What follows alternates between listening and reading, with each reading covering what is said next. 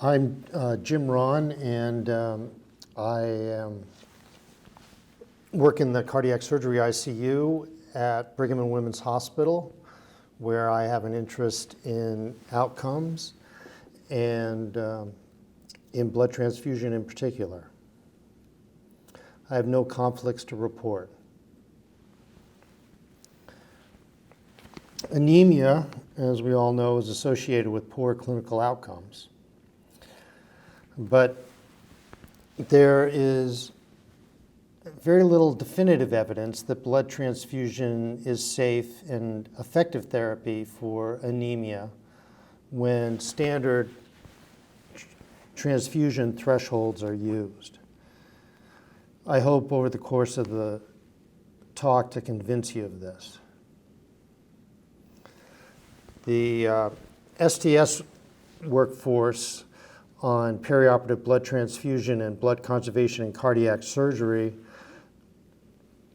produced a set of guidelines for blood conservation in cardiac surgery in 2006 and updated it in 2011. And their primary conclusion with respect to blood transfusion is that a great deal is known with regard to blood transfusion risks, yet little is known of its benefits. The risks have generally been categorized as infectious, immunologic. This includes a pro-inflammatory state as well as an immunosuppressive state, other morbidity and mortality. Historically, we have underrated the magnitude of the risks associated with transfusion. This is a post-operative cardiac surgery patient who was bleeding profusely and received a significant number of blood products.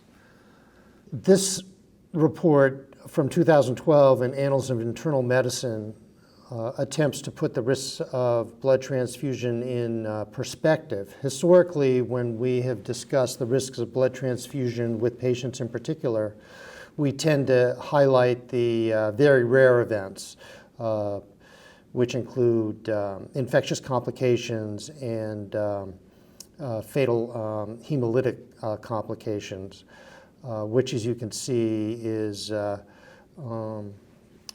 roughly comparable to the risk of being struck by lightning. The risks of transfusion-associated lung injury or transfusion-associated circulatory overload are significantly greater. And as I hope to show later, this graphic really fails to include the morbidity and mortality that can be associated with infectious and ischemic complications that are associated with blood transfusion. With respect to trolley in particular, a study from anesthesiology suggested that the incidence of trolley may be 100-fold greater than previous estimates, and maybe as high as 4% in patients who are receiving 3 to 4 units of packed red blood cells. Transfusions in the ICU have been linked to an increased risk of infection, an increased incidence of reintubation, intubation time, and adult respiratory distress syndrome, post-bypass myocardial ischemia, left ventricular dysfunction, and atrial arrhythmias, as well as renal failure and stroke. Transfusions are also associated with an increased risk of mortality. Blood transfusions appear to be pro-inflammatory, they appear to be immunosuppressive, and they do not appear to significantly improve oxygen delivery to tissues acutely following a transfusion. The value of restrictive transfusion strategies was suggested by the TRICK trial. This is a landmark trial that was published in 1999 and involved 800 ICU patients in Canadian ICUs. The TRICK trial randomized patients into two groups based on transfusion strategies. The liberal strategy transfused patients whenever their hemoglobin dropped below 10 grams per deciliter, or roughly 30% for hematocrit. And the restrictive strategy transfused patients only if their hemoglobin dropped to under 7, corresponding to a hematocrit of roughly 21%.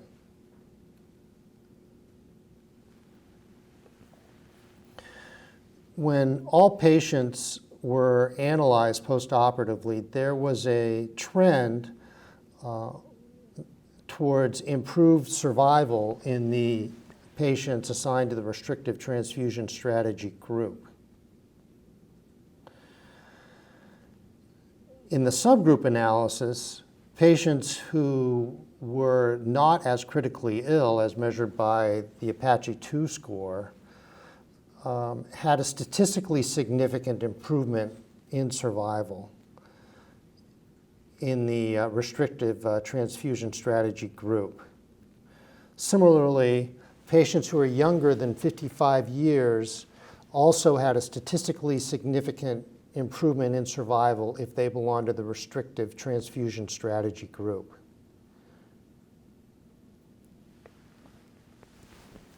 Following the TRICK trial, there were a tremendous number of retrospective studies that found a significant correlation between adverse outcomes and blood transfusion. This study from 2014 in the Annals of Thoracic Surgery showed a significant increased risk of tumor recurrence in patients who underwent resections for lung cancer. The Cleveland Clinic Division of Cardiac Surgery reported on their experience in coronary artery bypass grafting patients in 2006 and found that red blood cell transfusions were associated in a dose-dependent manner with an increase in postoperative morbidity and mortality. The morbidity included serious infections, renal failure, neurologic complications, respiratory insufficiency. The association remained strong even after adjusting for risk factors known to be associated with adverse outcomes after coronary artery bypass grafting, and in every logistic model, the transfusion of blood was the most reliable predictor associated with adverse outcomes. This graph illustrates the dose-dependent relationship between red blood cell transfusion and adverse events. The x-axis here goes up to 10 units, and you can see that as more blood is transfused, the risk of mortality, renal failure, prolonged intubation, serious infections, myocardial infarction, and stroke were all increased in a dose-dependent manner.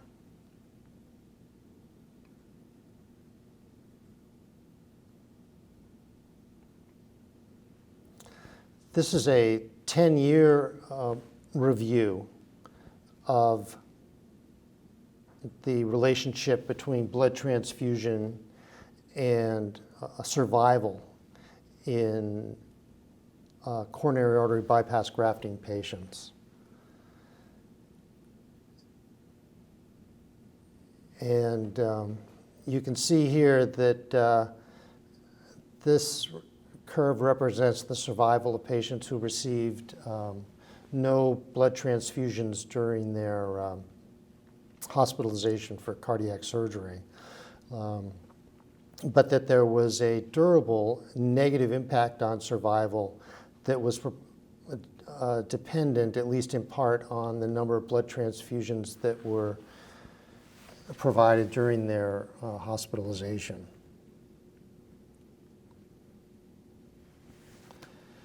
Gavin Murphy and colleagues used the United Kingdom Population Register to evaluate the impact of blood transfusion during cardiac surgery and postoperative morbidity and mortality. And similar to the Cleveland Clinic experience, they found a strong association with both infection and ischemic postoperative morbidity, hospital stay, increased early and late mortality, and hospital costs with red blood cell transfusion.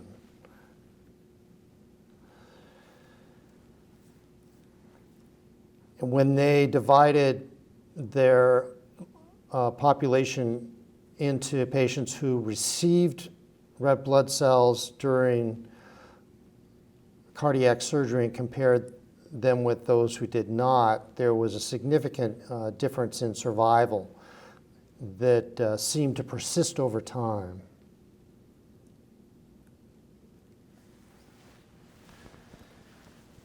The negative impact of red blood cell transfusion did seem to be independent of the nadir hematocrit experienced by the patients. The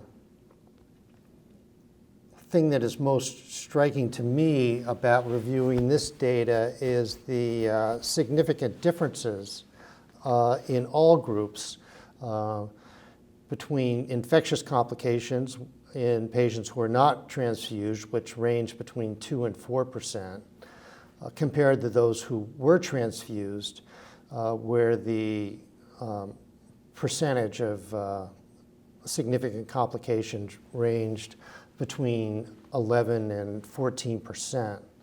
Similarly, ischemic complications, which included stroke, renal failure, and myocardial infarction, ranged in the no transfusion group from 2 to 4%. And in those undergoing red blood cell transfusion, range between 12 and 17%.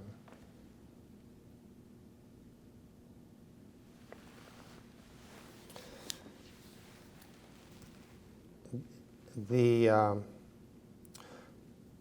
membership of the Michigan Society of Thoracic and Cardiovascular Surgeons looked at 23,000 consecutive patients who underwent isolated CABG between January of 2008 and December of 2011 in Michigan. After excluding 6,000 patients who received 3 or more units of packed red blood cells, they compared patients who received no blood perioperatively with those who received 1 or 2 units. And the results were rather striking. There was an increased odds ratio of 2.4 for mortality when which was highly significant when comparing patients who received no blood compared with those who did. They also found highly statistically significant associations between blood transfusion and other adverse outcomes. And these included an increased risk of stroke, of renal failure, atrial fibrillation, time on the ventilator, reoperation for bleeding, need for dialysis, time in the ICU,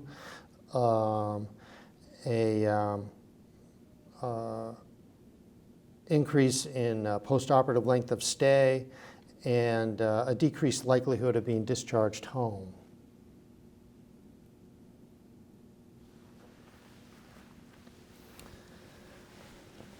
There has been a lot of concern about how to appropriately treat patients with acute coronary syndrome.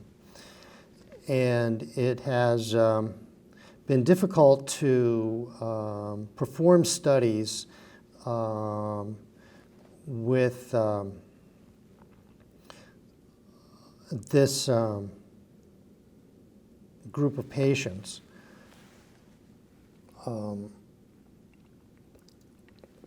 Attempting to replicate the trick trial parameters. The retrospective analyses, however, suggest that within the transfusion thresholds that are typically used during percutaneous interventions, that there appears to be no benefit from providing blood acutely, and there's a strong association with adverse outcomes, including death and myocardial infarction.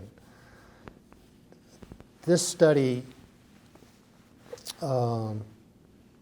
evaluated 24,000 enrollees in 3 large international percutaneous intervention trials. And patients were grouped as to whether or not they were transfused. 10% received at least 1 blood transfusion.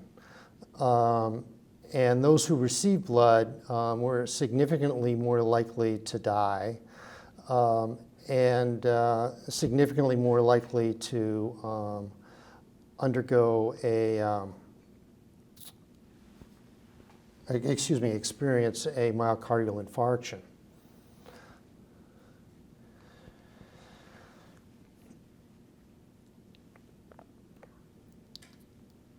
So this basically represents this in tabular form, and patients who underwent transfusion had a significantly higher rate of death and myocardial infarction, and in particular the composite outcome, which was a combination of death and or myocardial infarction. And here are the Kaplan-Meier estimates of 30-day mortality among patients who did or did not receive blood transfusions. In this study, there were an insignificant number of patients who were not transfused for a hematocrit less than 25%. The transfusion of stored allogeneic red blood cells does not appear to acutely augment tissue oxygen delivery. This is suggested by the increase in ischemic complications that has been seen in the studies just discussed. In sepsis studies, red blood cell transfusion is associated with increased calculated delivery but not consumption. Lactating mucosal pH do not improve with transfusion. And as mentioned previously, transfusion is associated with an increase in ischemic complications. This is a study from 1993 when septic patients in the ICU were transfused 3 units of packed red blood cells, and gastric intramucosal pH measurements were made before and after transfusion. There was no increase in systemic oxygen uptake measured in any of the patients studied for up to 6 hours post-transfusion. The calculated systemic oxygen uptake increased in parallel with oxygen delivery in all patients. There was an inverse association between the change in gastric pH and the age of the transfused blood. And in those patients receiving blood that had been stored for more than 15 days, the gastric intramucosal pH consistently decreased following red blood cell transfusion. So these authors concluded that they failed to demonstrate a beneficial effect of red blood cell transfusion on measured systemic oxygen uptake in patients with sepsis. And patients receiving old blood developed evidence of splanchnic ischemia. The possible mechanisms that could contribute to ischemic complications following red blood cells include decreased 2,3-DPG. This would increase the avidity of hemoglobin for oxygen and reduce the ability of transfused red blood cells to deliver oxygen to tissues. Decreased red blood cell deformability could cause sludging at the capillary level and compromise oxygen delivery. Stored red blood cells are deficient in nitric oxide and, in fact, can scavenge nitric oxide at the capillary level. And this may further contribute to end-organ ischemia.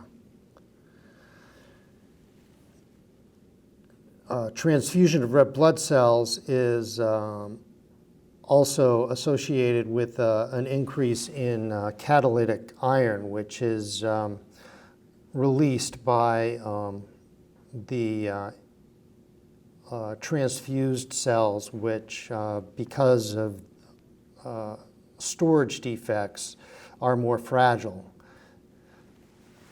Our institution investigated the relationship between bypass, blood transfusion, plasma catalytic iron, and renal failure in our population of cardiac surgery patients.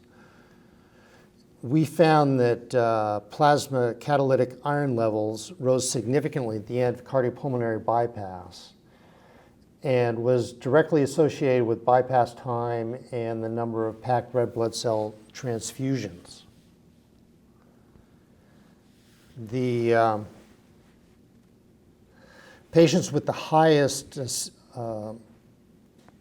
serum levels of catalytic iron had a significantly increased risk of acute kidney injury, hospital mortality, and postoperative myocardial injury.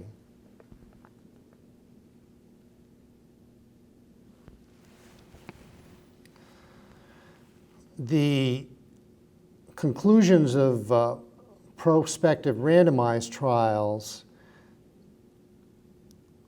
are not as strong in terms of establishing a relationship between blood cell transfusion and adverse outcomes. I think it's fair to generalize about the majority of these studies that have failed to see a difference in outcomes based on transfusion strategies. And This slide is a summary of some of the major large prospective randomized clinical trials on transfusion triggers, starting with the TRIC trial, which basically looked at triggers of hemoglobins of 7 and 10, and found overall that there was a trend towards improved survival in the restrictive group that did not reach statistical significance. The study in cardiac surgery patients by Hajar and colleagues compared triggers of 8 and 10 and did not find any statistical difference in endpoints that included 30-day mortality, cardiogenic shock, lung injury, or renal failure. Carson and colleagues, in looking at patients with undergoing repair of femur fractures, compared triggers of 8 and 10 and did not find any significance in terms of the composite endpoints, 60-day mortality, or a 60-day functional test. Villanueva and colleagues are the only group in this collection of studies that in fact found a improvement in 40-day survival in patients randomized to a restrictive strategy group. They used parameters of 7 and 9 for hemoglobin to randomize patients. And finally, Hoist and colleagues, in looking at sepsis, randomized between 7 and 9, and failed to find a difference in 90-day all-cause mortality.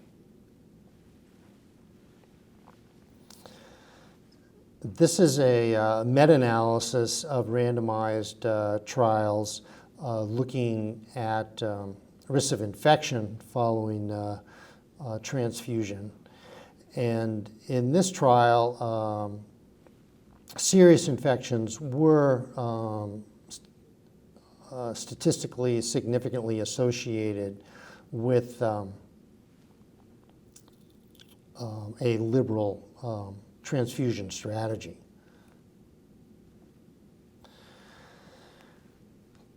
This study, which was previously mentioned, looked at acute upper GI bleeding, and they enrolled 900 patients, and they found, as previously mentioned, that there was a statistically significant result when looking at 45-day survival.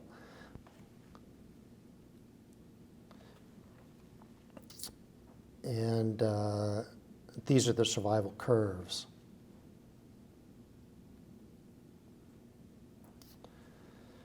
This is the orthopedic surgery population that looked at transfusion thresholds of 10 and 8 and found no statistical, at least it's no statistically significant differences.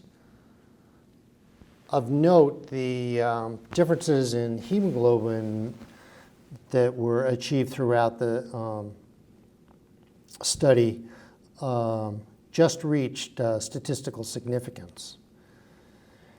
And when evaluating the amount of blood that were received by both groups, there was approximately almost 100 more units that was given prior to randomization to the restrictive strategy group. Overall, the total number of units units was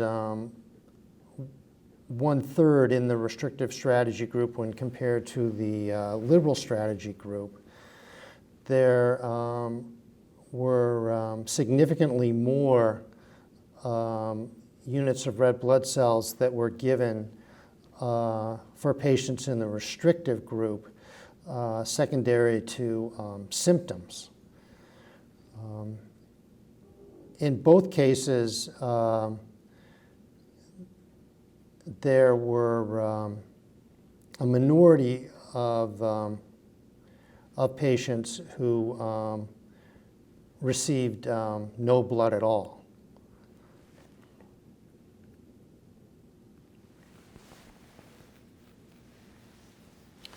In trying to understand the failure of randomized clinical trials to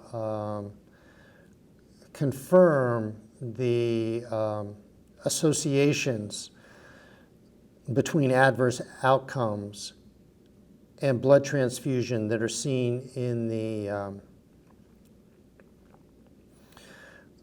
retrospective analyses, I think it's important to realize that the trials which evaluate restrictive versus liberal transfusion strategies address the risks and benefits of transfusion indirectly. And in many of these trials, there are comparisons between patients who received blood and other patients who received a lot more blood.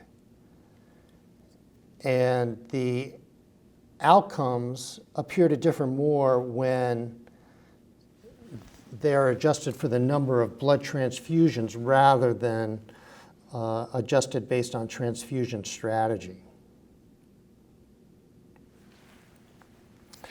The TRACS trial, which looked at cardiac surgery patients, is an example of this.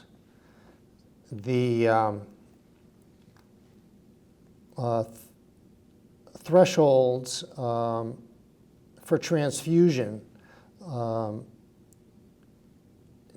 varied very little between the restrictive and the transfusion group. And as a result of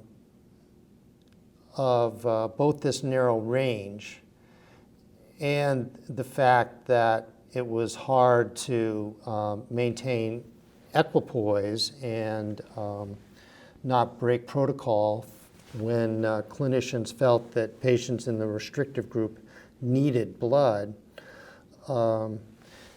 it was impossible to see a statistically significant difference in mean hemoglobin when comparing the groups assigned to either the liberal or the restrictive strategy.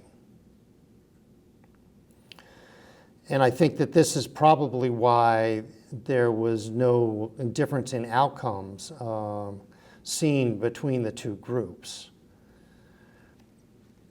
Significantly, if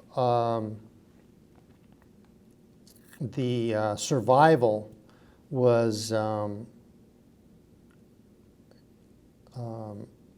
stratified based on how many units of red blood cells were received by patients independent of their assignment to the liberal or restrictive group, there is a very strong correlation between the number of red blood cells transfused and the patient's risk of death, as can be seen in this Kaplan-Meier plot.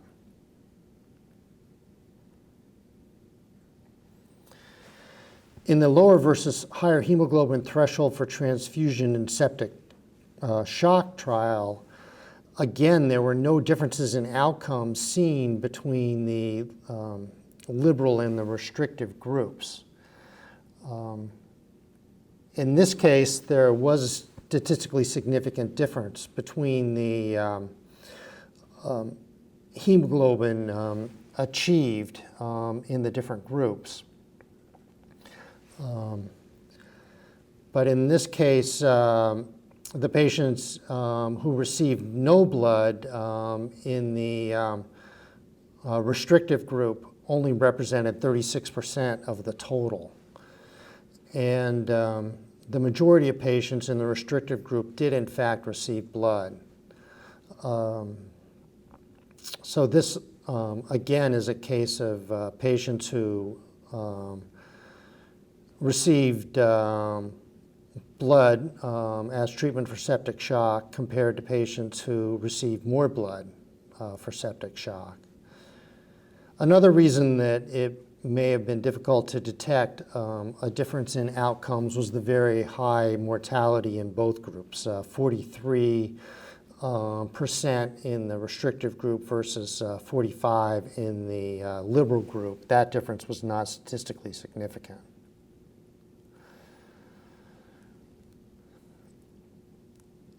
And this is this data graphically.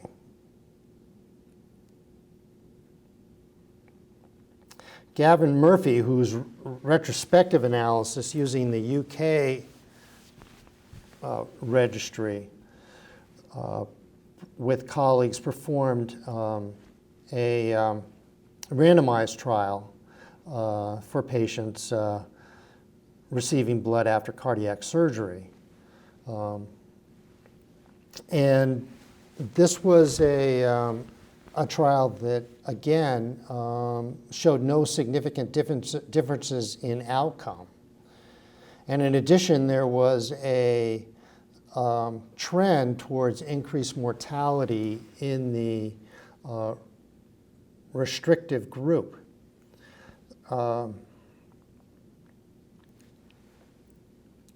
This is another case where a minority of patients in the restrictive group received no blood intraoperatively.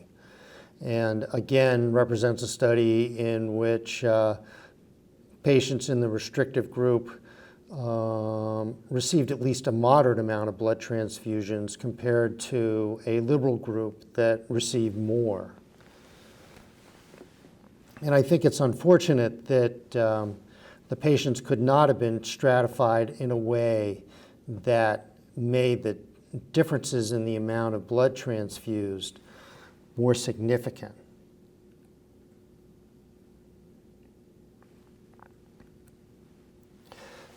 There are a number of guidelines that are currently used to suggest transfusion thresholds in both critical care patients and other hospitalized patients. The most recent comes from the American Association of Blood Banks. These guidelines are based on the randomized controlled trials, which show that restrictive strategies and liberal strategies result, for the most part, in comparable outcomes. So on the basis of this, the AABB recommends using a restrictive hemoglobin transfusion threshold of 7 for hospitalized adult patients who are hemodynamically stable, including critically ill patients, but a hemoglobin transfusion threshold of 8 for patients undergoing orthopedic or cardiac surgery, and for those with underlying cardiovascular disease. The reason for these different thresholds is that the randomized controlled trials performed in the latter groups of patients used a hemoglobin transfusion threshold of 8 and not a threshold of 7. So the strength of the data behind this recommendation really has more to do, I believe, with a lack of equipoise on the part of the designers of these trials, who have a bias that patients with cardiovascular disease or who are elderly and undergoing hip procedures would be at too much risk if the trick trial parameters were used.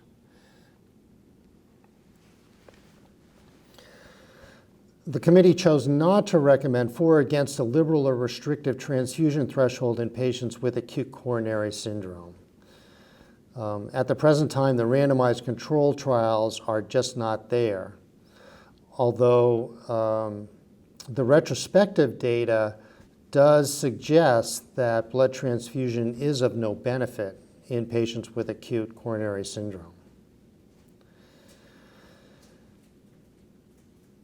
There were a number of retrospective analyses that suggested that stored blood was associated with storage defects that increased over time. And the Cleveland Clinic published a paper showing that outcomes in patients receiving blood that was more than their average age of 14 days had worse outcomes following cardiac surgery than patients who received younger blood. Subsequent randomized trials failed to confirm this, so the official recommendation now is that patients should receive blood that is up to 42 days old, because these findings, as I mentioned, were not replicated in randomized controlled trials. Finally, consistent with previous guidelines, standard practice should be to initiate a transfusion with 1 unit of blood rather than 2 units. This table represents historical guidelines which, for the most part, do not differ from the current guidelines, although there were stronger recommendations associated with the use of blood transfusion in patients with acute coronary syndrome. In 2009, the American College of Critical Care Medicine and the Eastern Association for the Surgery of Trauma Practice Management Work Group came up with guidelines for use in adult trauma and critical care. They concluded that red cell transfusion was independently associated with nosocomial wound infection, pneumonia, and sepsis. It was also independently associated with multisystem organ failure and systemic inflammatory response syndrome, as well as acute lung injury and adult respiratory distress syndrome. They also highlighted studies that showed transfusion to be independently associated with increased ICU and hospital lengths of stay and increased complications and increased mortality.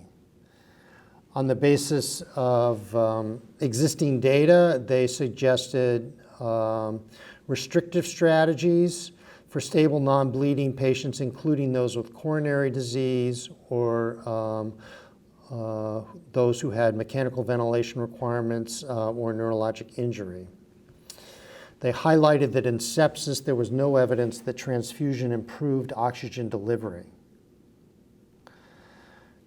They also believe that 2 units should not be routinely transfused when transfusion is indicated, but did advocate that patients with active coronary disease should be transfused for a higher threshold of 8 grams per deciliter. They also concluded that blood products should be given for a clinical indication and not to treat a number.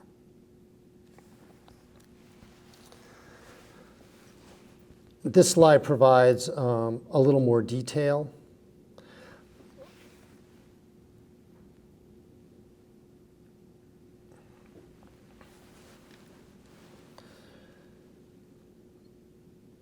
Because of the risk associated with blood transfusion, it is important for optimizing outcomes to minimize the need for blood transfusion. This can be done with a more judicious use of blood draws, attention to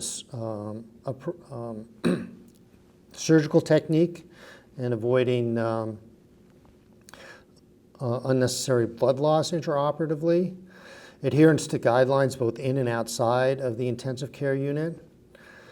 And one way to think about this is to treat everyone like a Jehovah's Witness. The Cleveland Clinic published a paper in 2012 that looked at their Jehovah's Witness population, comparing 322 witnesses to almost 88,000 non-witnesses who underwent cardiac surgery at the Cleveland Clinic between 1983 and 2011. None of the witnesses received blood transfusions perioperatively. Impressively, a very high proportion of non-witnesses also did not receive blood transfusions. Across the board, Jehovah's Witnesses did better when compared with patients matched for morbidity. This included fewer myocardial infarctions, fewer re-ops for bleeding, fewer episodes of prolonged ventilation, a decreased ICU length of stay, and hospital length of stay.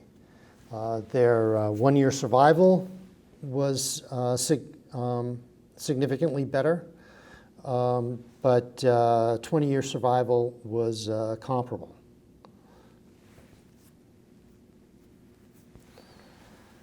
Blood transfusion rates are declining in the United States as clinicians are adopting more restrictive transfusion strategies. In the last decade, the use of blood transfusion in the United States has decreased by over 30%.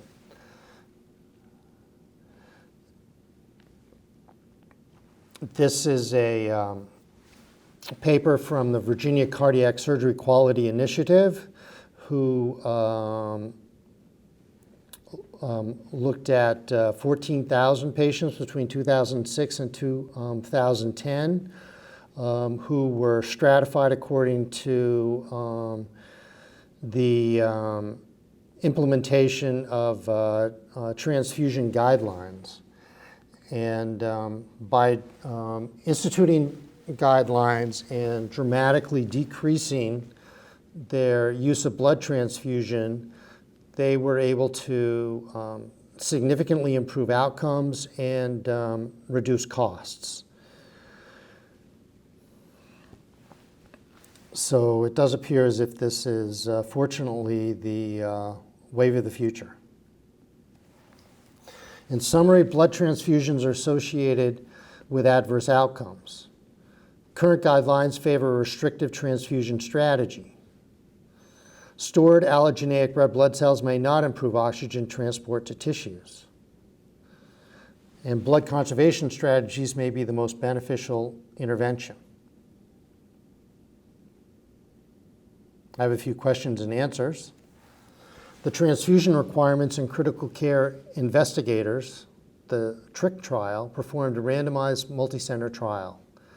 Liberal and restrictive transfusion strategies utilized hemoglobin triggers of less than 12, less than 8, less than 10, less than 7, less than 12, less than 6, less than 10, less than 8, less than 12, or less than 7. The answer is B. The liberal group were transfused for hemoglobin less than 7, and the restricted group were transfused for liberal group were transfused for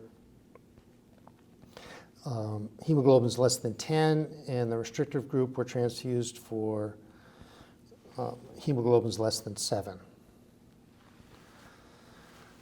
The transfusion requirements in critical care investigators found that patients randomized to a restrictive strategy A experienced improved survival, B experienced more ischemic complications, C experienced improved survival if more critically ill, D experienced improved survival if younger, or E experienced improved survival if older. The answer is D. They experienced improved survival if they were younger and randomized to a restrictive strategy.